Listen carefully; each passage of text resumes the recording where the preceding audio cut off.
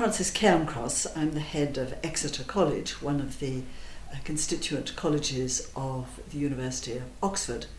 And Oxford University has a successful business school, which is called the Saïd Business School, after its principal donor.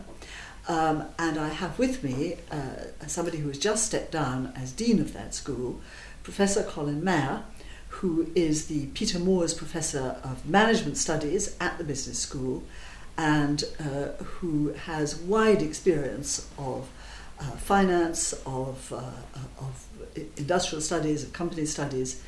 And I thought we might start, Colin, by talking a little bit about your students at the business school. Where do they come from and what are they mainly interested in when they arrive? We run two types of programs at the business school: undergraduate programs and postgraduate programs. The undergraduate students are predominantly, but not exclusively, what we term home students, that is EU, including UK students. The postgraduate students are primarily overseas students from a range of countries around the world, in particular the United States, the Far East, India and China. And they come predominantly to do an MBA, a Masters in Business Administration? So the postgraduates do a Masters in Business Administration. A number of them do specialist courses, in particular in the field of finance. We've run some very successful programs joint with other departments like the Economics Department and the Law Faculty.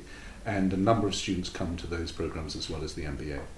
Now, I know that one of the striking things about students, the graduate students at the Saïd Business School, is the wide range of countries that they come from, including many of them from developing countries. So maybe we could start by talking a little bit about what seem to you to be the most striking changes that have been taking place in the provision of finance, particularly at a retail level, how people setting up small businesses, what sort of access do they have to banking systems? How is that changing in the developing world? I'd like to talk about what I think is a revolution that's taking place in finance, and it's a revolution that's not happening in the streets of New York or London, but in the slums of Nairobi in Kenya.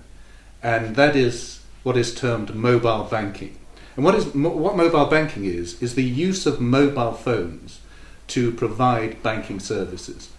Across Kenya, there are something like 20,000 little kiosks where you can come along and exchange money for an entry on your mobile phone. So you get a special SIM card and then you get a deposit put onto your SIM card. Now, once that's happened, you can then send that money to wherever you want. So what typically happens is that people go and work in Nairobi, they earn money, they go along to one of these kiosks, they put money onto their mobile phone, and then they send it instantaneously to someone in a village in the countryside in Kenya. And that person then goes along to a kiosk there, has the credit on their phone, cashes in that credit and goes out into the market and buys things. And what it's doing is it's giving access to people who previously had no banking resources whatsoever. It started about 4 years ago as an initiative by the Department for International Development in this country, which worked with Vodafone, the mobile phone company, to establish this in conjunction with a mobile phone company in Kenya called Safaricom. And in the 4 years or so since it's been going, it has now brought 13 million people in Kenya onto a banking system. That's 50% of the population. There are more transactions done through mobile banking in Kenya than through Western Union in the whole of the world. So it's been absolutely transformational. Is it happening internationally as well as nationally? Well, this is one of the points that I want to discuss. It's been particularly pronounced in Kenya. It's beginning to happen in some other African countries like Tanzania and Uganda. But there are other parts of the world where it really isn't happening to any great extent. And in particular, India is a country where you might expect it to have taken off as well, but it hasn't. Why is that? And the critical determinant of the success is the way in which the regulatory authorities in different countries are responding to the emergence of this new technology. Because what it's basically doing is to bypass the banking system. It's allowing people to send money, to deposit money quite outside of the banking system. And as you can imagine, banks don't like it. And banks in Kenya and elsewhere have been trying to resist this and lobbying their regulators by saying this really needs to be regulated like a bank. Now, if it's regulated like a bank and goes through the banking system, it's very expensive. If it's capped outside of the banking system and just involves mobile phone transactions, it's incredibly cheap. And so it very much depends on how the regulators in different countries respond to this. And in Kenya, they've resolutely resisted the pressure that's been coming from the banks to regulate it like a bank. Whereas in India, the central bank there has said this is basically banking and has to be done by banks, and the banks are basically killing it off. But if one's thinking about international transactions, we have in place huge structural regulations to discourage money laundering and to try to keep tabs on when money transferred across borders goes to the wrong ends. Isn't this something that should worry Western countries if this form of banking starts to spread outside a relatively small country such as Kenya? No, on the contrary. You have, if you want to, you've got more information about where money is going and who's sending it than you have through the normal banking system. Because just think about it, that every transaction in Kenya that goes through mobile banking has a record. Okay? And one can see exactly where monies are being sent. The problem that exists with money laundering at the moment is it's so easy for people to stack away cash in some form or another, in or outside of the banking system, that it's very difficult to trace where it goes. So effectively, the development of mobile banking should allow regulators around the world to avoid some of the problems that have been associated with money laundering. And indeed, what could happen in the developed countries is that this form of technology could leapfrog ahead of the existing monetary payment systems that we have. So instead of spending 3 or 4 days clearing a cheque, as typically happens in this country, one has a mechanism for having an instantaneous transmission of money. And one of the reasons why it's been so successful in Kenya is that people can observe straight away what's happening to their money. So when you go along to one of these kiosks, you instantaneously can see on your phone that you've been credited for the money that you've handed over. So that it creates trust. And trust in financial markets is absolutely critical. And what's been happening around the world over the last few years since the financial crisis has been a steady erosion. Let's talk about trust in the financial crisis in a moment, because I want to ask you about that. But before we get to that, the other innovation that everybody talks about in the developing world is microfinance. And yet, as microfinance has developed and grown over the past 10, 15 years, there has been an increasing amount of skepticism and an increasing amount of criticism. Where do you think we've got to with the development of microfinance? Microfinance has been extremely important. It's given access to financial resources and borrowing for people that had previously been entirely excluded. And it's been a very clever innovation. Basically what it's done is to say that people do not have to have access to some form of collateral or security to be able to raise a loan.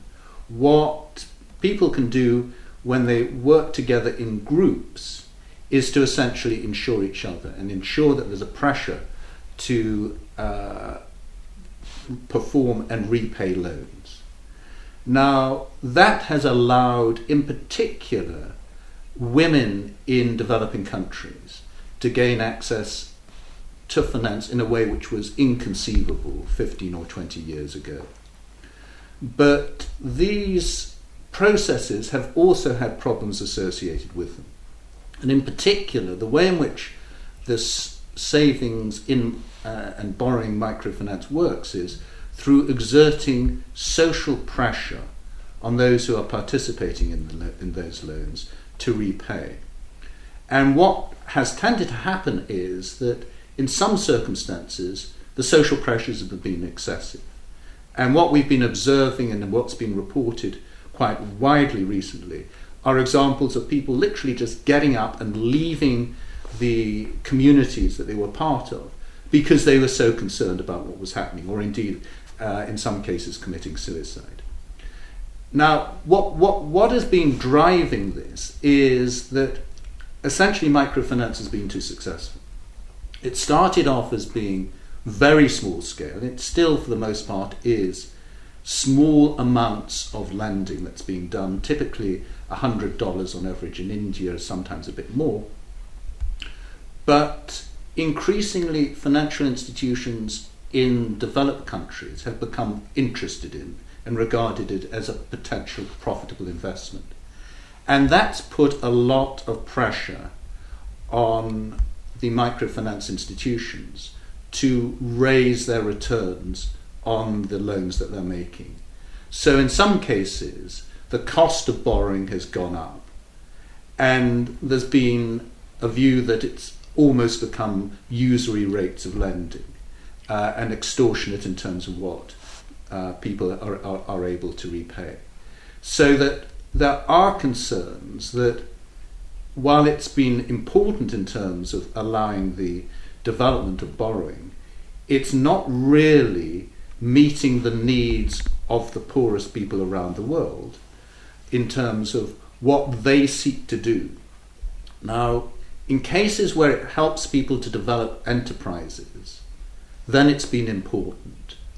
But there's more to developing an enterprise than just having access to money. There's the knowledge about how to build a business that is absolutely critical. And that does not come as part of the microfinance deal.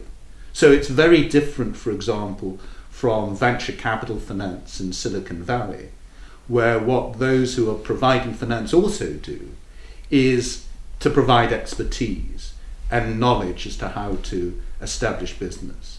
If microfinance is really to work in terms of transforming people's lives, it will have to perform much more of an educational function than it has done to date, alongside the funding that it's provided.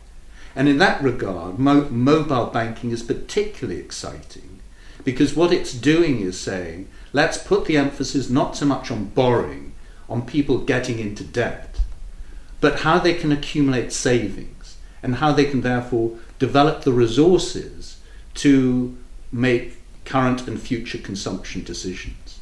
And that, I think, in the long term is actually going to be more transformational than the emphasis on lending through the microfinance, which has featured so prominently to date. Let's turn to the developed world, because we're still living through an extraordinarily turbulent period, which has clearly sprung, at least in part, from the misjudgment by the banks and misjudgment by their regulators, and has resulted in enormous calls for the restructuring of Western banking systems and sweeping changes in regulation and in the taxation of banks. When you look back over the past decade and the crisis in which it culminated, do you think that the banks bear most of the blame for what we've seen, or do you think that they were simply the instruments of larger forces driven by political decisions? Both. It was clear that banks made a lot of mistakes and in many cases exploited opportunities that banks in the past have shied away from. But at the same time, there was a major failure at a systemic and a political level in terms of the incentives that banks were being given to move in that direction. So up until about 3 or 4 years ago, a prevailing view in Europe and North America was that there was too much regulation, that we were undermining, for example, the competitiveness of the City of London by having excessively onerous regulation, and we needed to lighten that regulation. And much of the pressure then came from governments and regulators to move in a direction of reducing the degree of regulation on banks. So in some respects, it's not very surprising that banks did what they did. What I think is of still greater concern is the way in which the world governments and regulators have responded since the crisis has emerged. Inevitably, there's been a knee-jerk reaction of saying, we need more regulation. But the form that regulatory response has taken has been to try to prescribe in great detail how banks run their activities, how they structure their boards, how they remunerate their bankers, how they conduct their business, how they manage and monitor risks. Very detailed set of rules. Now, experience in the past is that when regulators try to determine how companies should behave, they almost invariably get it wrong. And what is even more worrying is that if they try to prescribe, they encourage banks to behave in similar ways. Now, the one saving grace about the financial crisis was that it actually wasn't a global crisis. It was a crisis of essentially North America, not even North America because Canada wasn't affected, the United States and several European countries. The Far East, for the most part, for example, was largely unaffected. And the reason for that is that, fortunately, most regulators and most banks were not adopting what was deemed to be best practice, as observed in the UK in particular and the United States. But for a variety of reasons, they were following their own practices. Now, if everyone had harmonised on the same practices and regulation, we indeed would have had a global crisis of mammoth proportions. And that's precisely the direction in which, since the crisis, we've been moving, because there's been a greater move towards uniformity of conduct than has been the case in the past. So what should have happened instead? Well, there are clear failures that happen in financial markets, and regulation does need to be strengthened, but it needs to be strengthened in the area of where financial systems really fail. And where they fail is at the systems level. What we're observing going on in Europe at the moment in response to Greece and other countries is a failure, largely at a global level, of the management of risks across institutions, not of individual institutions, but across the financial system as a whole. And the focus of regulation should be much more at that macro level of how to deal with risks across the financial system as a whole, as against trying to prescribe in great detail how individual institutions should be operating. And that's beginning to happen, but it's only happening slowly and rather ineffectively.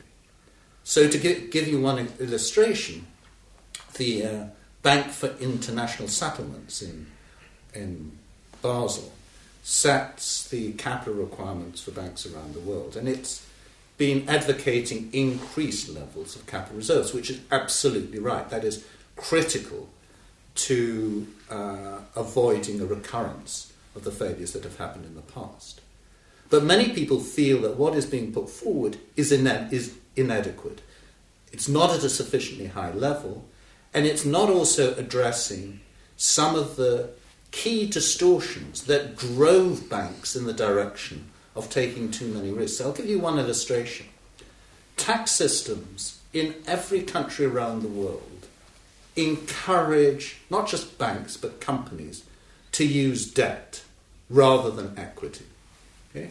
They encourage companies basically to engage in financing which from a systems point of view is highly risky.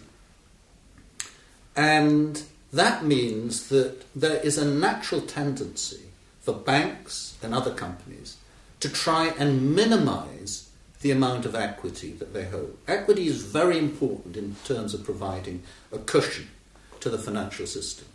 But we're systematically discouraging banks and other companies from holding much equity. Can you just explain how the tax system does this? Because it won't be immediately obvious to everyone that this occurs. What every tax system does is to say that when you raise finance in the form of debt and you pay interest on that debt, you're allowed to treat that interest as being an expense of the business. So it's deductible against firms' tax liabilities in the same way as their employment costs and their capital costs are deductible against their revenues. On the other hand, if a company raises finance in the form of equity, in which they pay dividends to their shareholders, for the most part, those dividends are not treated in the same way as a cost of the business. So it is more expensive for a company to raise finance in the form of equity than in the form of debt. And that is a very substantial encouragement to use debt. And it means that, in particular in areas where one wants companies, like banks, to use equity finance, they systematically don't want to do it. So the answer is to stop the tax deductibility of interest. That is one issue that needs to be seriously addressed and isn't even on the agenda at the moment. If you look at what's happening now in Europe, first of all, before we come on to the crisis that's going on, there's huge hostility in some countries towards banks and bankers.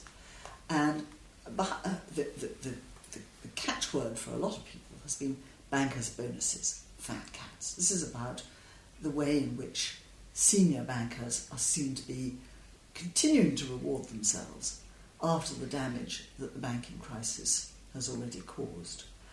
How should governments deal with this public fury? Is the fury justified? Yeah, there has been a tremendous failure on the part of bankers, regulators and governments to really demonstrate what is the function that financial systems and banks are performing and to what extent it is justifiable, if it is justifiable, to reward bankers for performing those functions. So let's come back to our earlier discussion about mobile banking.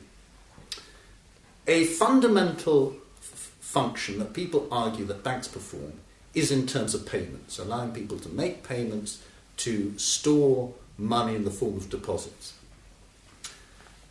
And that is regarded as being critical. But I've just said that what's going on in Kenya bypasses the banking system altogether. You don't actually need to have a banking system performing the deposits and the payments function. Okay, so if banks don't need to perform that, why are they so vital? Where they are absolutely critical is not so much in terms of the payments and the deposit function, but in terms of the lending side. In what we were talking about in relation at a much smaller scale in terms of microfinance. Lending to some types of activities is very difficult because there are serious problems in terms of raising finance. Microfinance is one example of that. But more generally, raising of finance by entrepreneurial firms, by small and medium-sized businesses is particularly complex and very deficient in many countries, including in the UK. We've got very poor systems for lending to small and medium-sized companies. What needs to happen is for governments and regulators to think very carefully about what is it that banks should be doing. What is it that banks must perform that other parts of the financial system cannot do? I've just said that payments is not necessarily part of that. lending to small and medium-sized enterprises? Probably is. And what needs to happen then is for people to identify what those critical functions are, for banks to focus on doing those things, not doing things that the rest of the financial system can perfectly well do, such as engaging in high-risk, market-based type investments, focusing on what the rest of the system really cannot do, and then demonstrating that they do that really effectively. Now, if banks in this country and around the world were seen to be lending effectively to small and medium-sized enterprises, to education, to infrastructure projects, to environmental investments, I think people's views about bankers would be transformed. And I don't know whether or not their current levels of pay would be justified at some of the pay that senior bankers receive, probably not. But certainly people would feel more comfortable about the fact that banks and bankers are performing a really important function. Now, to finish off, I'd like to ask you about the euro crisis, which is in full swing as we speak, because I know that quite apart from lecturing in management studies, you have a background as a distinguished economist, and I know that views of economists differ widely on what's going on at the moment in Europe. Should we be fighting hard at the moment to try to save the euro, to try to make sure that the membership of the euro remains intact? Or would governments really be wiser to start dismantling this creation? I think the euro is absolutely central to Europe going forward. And it might seem somewhat ironic to say this, but now is probably the time that Britain should be thinking seriously about its role and contribution to the euro. Why is that? That sounds a little bit perverse given the terrible dilemmas that the euro is going through. Well, the answer is that there are two responses that can come out of what is happening. One of which is disarray, and the other is that in times of crises, governments realise that they need to pull together and to put in place mechanisms for overcoming the deficiencies that have existed to date. There's clearly been a serious deficiency in the euro system, and it was evident when it happened. And that is basically when Europe rejected having a European constitution. It was clear that the political mechanisms for ensuring coordination across European countries just did not exist. And so long as that's the case, then if one doesn't have the power to make the necessary fiscal transfers alongside the monetary requirements, then the sorts of things that one's observing going on in Greece and prospectively in other European countries inevitably will reoccur. But what could come out of the current debacle is that there is a sense that something substantial needs to happen, that we need to move towards a system that's not necessarily a federal state, but something that basically creates the institutions, that allows the ECB, the European Central Bank, to be supported in the role that it's performing of trying to provide monetary stability, by having a corresponding mechanism of providing fiscal means of making necessary transfers to back that up. And I think Britain should be playing a key role in designing and creating those new institutions. And now is the time to do it. I think that, in retrospect, it was quite right that Britain did not join the euro some 10 or so years ago. But the impetus for getting real reform going forward will, I believe, now be in place. And I would like to see Britain taking a lead in that. I think on that very constructive note, we should thank you very much for ranging over such a very wide group of topics. It's been extremely interesting. and thank you for talking to us. Thank you very much.